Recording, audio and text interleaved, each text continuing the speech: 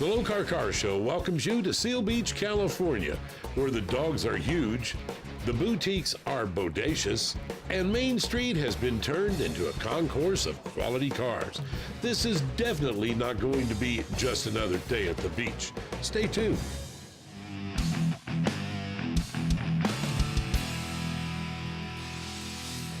As the Lokar Car Show series hits the streets of Seal Beach, the first thing we learn is not everything is what it appears to be, like this 1928 Ford pickup.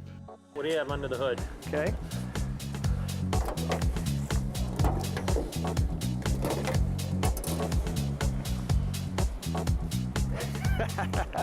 Now I'll show you the engine. This is a 1928 Ford truck soft top. There's a few modifications, just to be different. Got a 4.6 camber engine in it with a ZF transaxle, 5-speed. And I built this car and it took me 9 months to build it from start to finish. The car is an original car, and I had to lengthen the bed 11 inches to be able to put the 4.6 in it. And then I made the bottom frame and the whole car is original. The frame on the top part is original and everything. 9 months in my garage at home. This one here is a 1916 Ford touring car.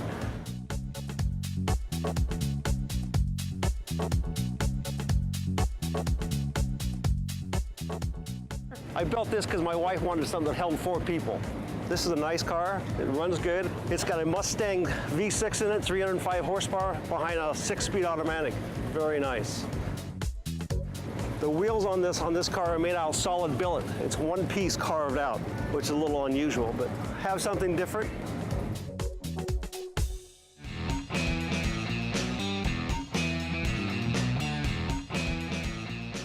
This is a 1962 Thunderbird Roadster. This model came out in 62 and 63 only. The Roadster is particularly rare because they made about 1,400. It has the tonneau cover, the Cowles Hayes wheels, and the grab bar, which is part of the Sports Roadster package. Cowles Hayes wheels in itself, you try to buy one of these and they're about $1,000 each now. And this particular one has the trunk weights, which makes it a very early model, about 100 before they decided that it was really not necessary. They helped to stabilize it, but there's also some very large weights in the front bumpers. In addition to that, I added some heavy-duty stabilizer bars, so it floats down the highway. You know, it's just a beautiful car. And you bought it from the original owner? Yes, I did. And he didn't take good care of it. I had an Earl Scheib paint job done on it. Needless to say, I had to take it and have it stripped completely and redone. I've had since had the top redone, the interior redone, the trunk, and it has a 390 cubic inch engine. The motor has been redone with the original chrome accents, part of a special package that they used. Behind the seats are another pair of seats, so I can take the tonneau cover off and have seating for 4. And it would look like a regular convertible, and you know, why have a regular convertible when you can have a Roadster? Mom, what did you do before? Well, I designed Hot Wheels from 1969 to 1989. In fact, here's one of my autograph sheets from one of the conventions showing some of my favorite cars, a 57 Chevy, the Evil Weevil, the Barracuda, Highway Hauler, and some of the other cars like the Accord. That was one of my favorite. I kind of pushed for the classic cars. I just enjoyed them so much. And here are some of my other autograph sheets. That was my car at the time. It was an 80 Honda Accord, kind of souped up, but it, you know, wasn't really that souped up. But there's one I worked on. This was from a super convention, that autograph sheet for that year. Oh, in here is the Beach Bomb. The Beach Bomb was a very rare car in that without the side boards on the side in 1969, we tried this, it didn't work on the tracks. So now there are about 21 of these left. This pink one goes for about $100,000. This one is about $65,000. I had this one, the antifreeze, the blue, and the red. And I've since sold these two naturally since I like to support my big car hobby. Coming up, not quite Hot Wheels, but almost the same scale. The Lokar Car Show series is being brought to you by Lokar Performance Products, quality plain and simple. And by ARP, the world leader in fastener technology. And by Steele Rubber Products, quality automotive rubber parts and weather stripping. And by FLOWMASTER, the exhaust technology company. And by Stage 8, the world's best locking fastener.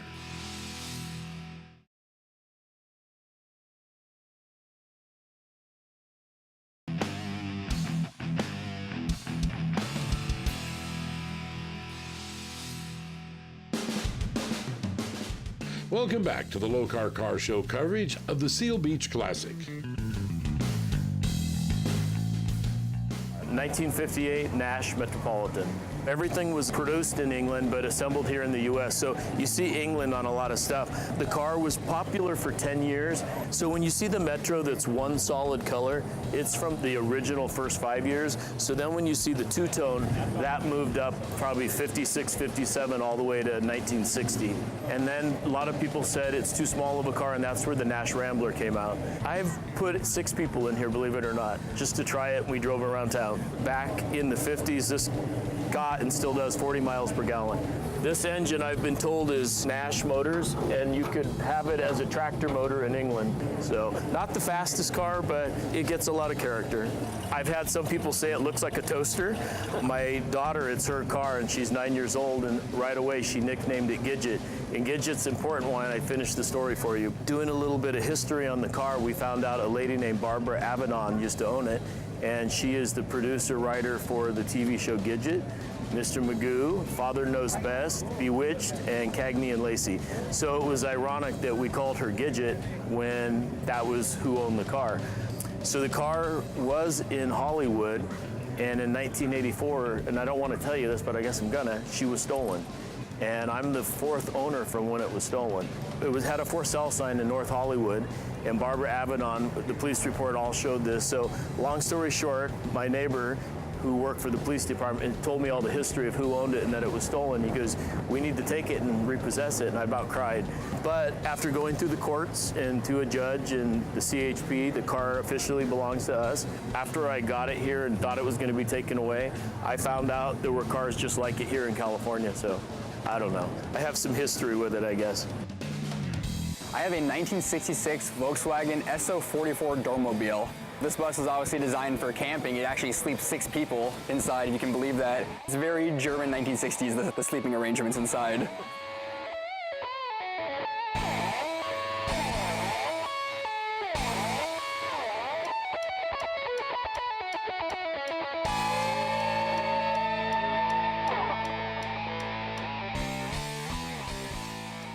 Only 500 were ever made, and they were European only. So there's actually only 6 in the US and 24 in the whole world, with the SO44 interior and the Dormobile top. But once I found out how rare it was, I had to have it. What you have here? I have a 1967 VW bus, but unfortunately we had to sell our big baby and make room in our garage. If anyone has a Ghia out there that's already done, I'm ready to drive it. This is fully restored. We worked painstakingly on every piece. We've had every piece of chrome polished. We've matched the lining to the original VW colors, eggshell white and velvet green. We also did all of the upholstery and the lining inside. These are safari windows, so you can lift them up. Obviously they're air cooled. They didn't have air conditioning. They didn't have safety belts. Those were good times in the 60s. You take this baby down to Mexico with your surfboards and your Coronas and have a good time. And that's what this bus is made to do. Bob Griffith, farm and ranch boy in Nebraska. Went to pharmacy school, come to California in '70. Bought a drugstore in Seal Beach in '72. Got into a couple business, sold the business, and started racing. And I raced Bonneville, set a few records with our car, Sebring.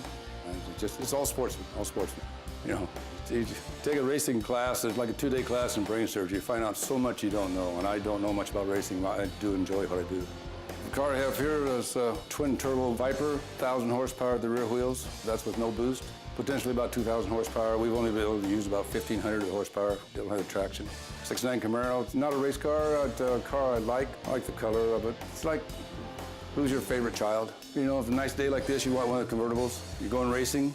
Depends on what kind of racing you go. Your child to bring home the A, that's your favorite child that day. What about this, your hometown car show?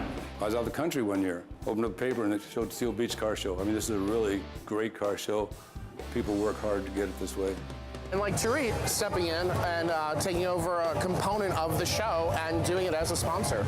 We have a restaurant on one side, and on this side we have our artisan bakery that makes everything fresh, from pastries, croissant doughs, and all kinds of artisan breads and things. I just think that this is such an amazing community effort. I really want to thank all the sponsors, the city, our partners, our tireless volunteers, and most importantly, the participants, because without their cars, we wouldn't have a show. Can you believe this Buick was considered a failure? Up next.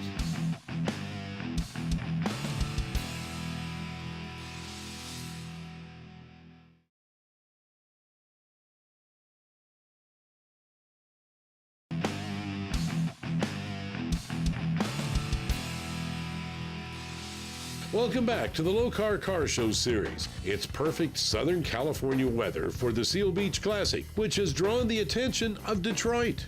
Well, first off, as a member of the staff of General Motors, I'm really pleased and honored to be a part of this, the 27th annual Seal Beach Auto Show, because not only do we have a great venue here, I mean, the Main Street here is just beautiful, but then, you know, this is Southern California. It's loaded with cool cars. I mean, you spend any time here, garage doors open on a Saturday morning, you peek inside, you're going to see one of these things sitting in there. On behalf of General Motors, we've actually brought some kind of special new cars to the thing here. In fact, I probably have the only 214 models here, and being that the new Corvette Stingray is so popular, we've brought a couple new Stingrays down, as well as a Cadillac, which I think is going to be pretty cool because it's got a real futuristic design. In fact, it's an electrified car, electric Cadillac, and I've put it next to a couple vintage caddies. So I think it's just going to be a great place for people to get a look at the past, but also see maybe what's going to be in car shows in the future. By the way, I've seen some of the stuff that GM has on the drawing boards, and electrified cars are actually going to become more fun to drive than Corvettes and Camaros in the very near future. So mark my words on that. Well, I got the car. It was in really bad shape. It was a basket case. I bought it probably in 1989, and then I put it in my garage and drove it for a while, and the restoration took me about 12 years. It's a labor of love, but the farther you delved into it, the worse it got. But I wanted to do it right, so everything's brand new.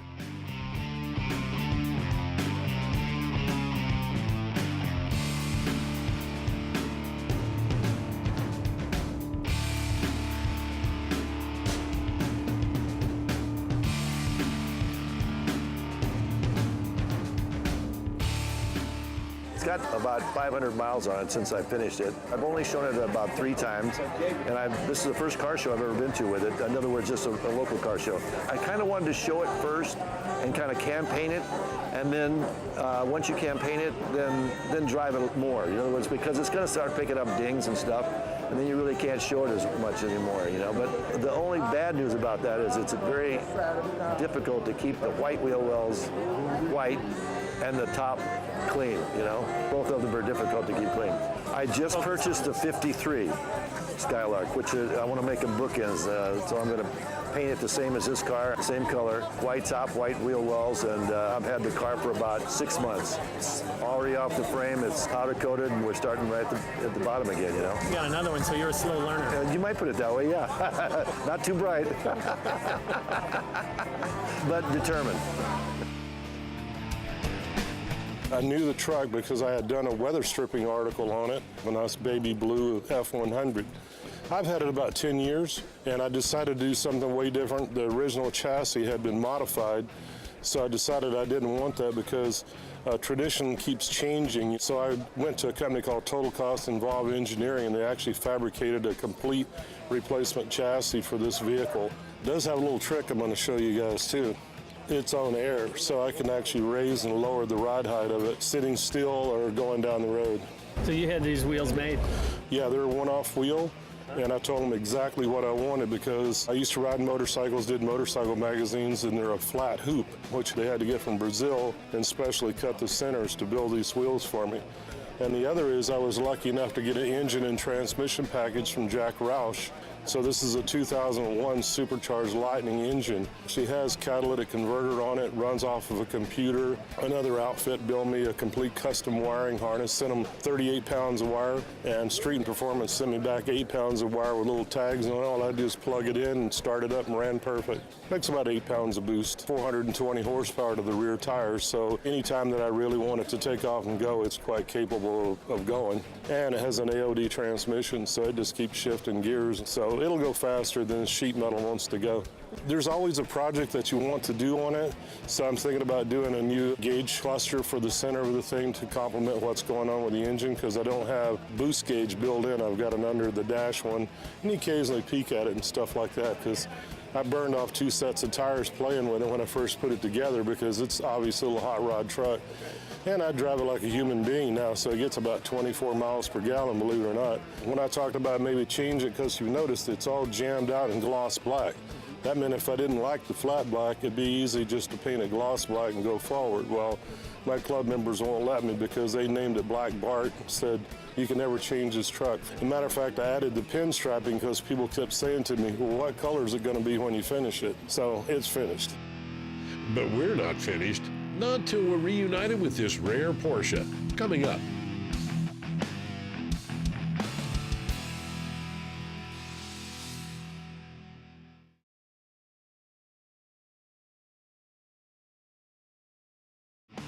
The Lokar Car Show series has been brought to you by Lokar Performance Products, quality plain and simple, and by Custom Auto Sound, the originator of classic car OEM fit radios since 1977, and by B&M Racing and Performance, quality performance products that work, and by Cowles CUSTOM, proudly manufactured in the United States, and by Original Parts Group, the world's largest source for GMA body parts and accessories.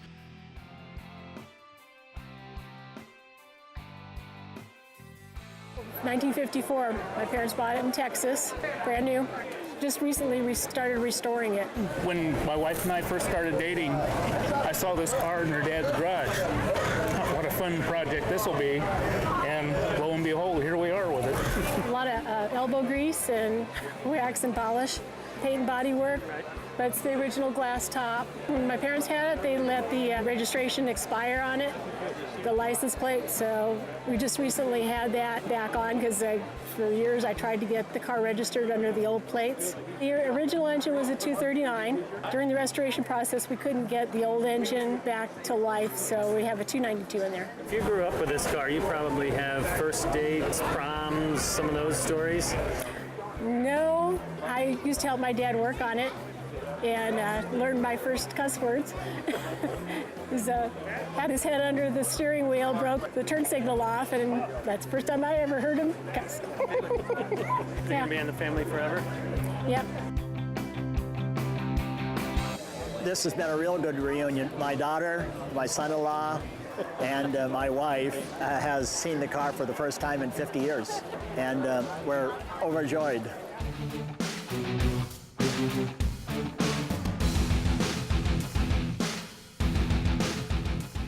The car is a 1962 356B Roadster. They only made 47 of them. We owned it for about 6 years. I bought it from the original owner in 1966, so it was used with 19,000 miles on it. I drove it for about 5 years.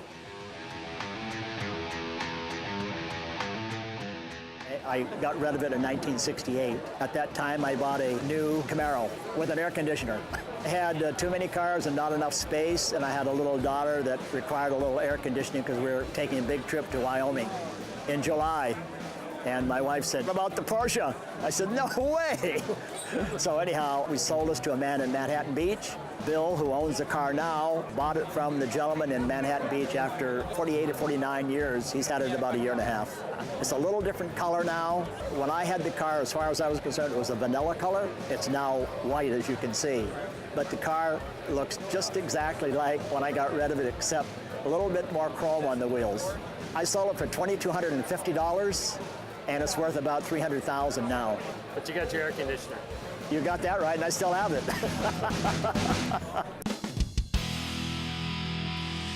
Jeff, this car is just full of all kinds of cool finishing touches from Lokar. And this is a car that goes out and the guys drive around, and it's a beautiful piece. That's one thing with this 32 Phaeton.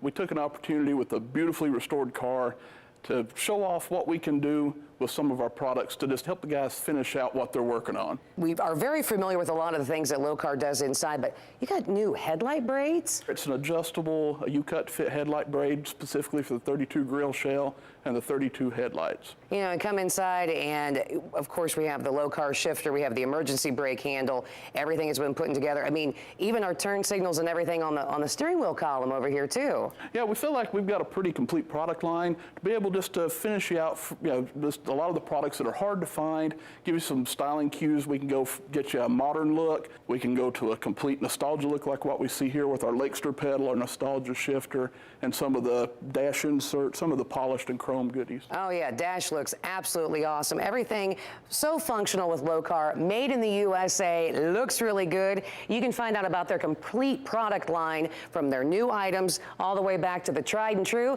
Just hop on their website at lokar.com. Seal Beach is sandwiched between Long Beach and Huntington Beach. I can't think of a better place to have a car show than on an idyllic main street in a beachside town like Seal Beach. It looks like you built a set for this. The show started out really with about 50 local guys that just had a passion for cars. Most of them were Woodies, old rusty Volkswagens, surfboards on the top, and they'd park over by the pier. This year, our 27th year, we have over 650 cars on the ground, not including the feature cars, sponsor cars. We have a kids zone with face painting and a playground. We have Cackle Fest over by the pier. We have the beach all by itself and all the cool attractions that a beach town has anyway. And we've got great sponsors that are new and different for our show, like Russo and Steele, Original Parts Group, Crevier Classic Cars, Back in the Day Classic Cars, Glory Days, and then also we've got lots of restaurants, shopping. All these merchants are open. So all the reasons you'd come to a beach town anyway, especially Seal Beach, are here. And the value added are now 650 is some of the most beautiful cars in Southern California.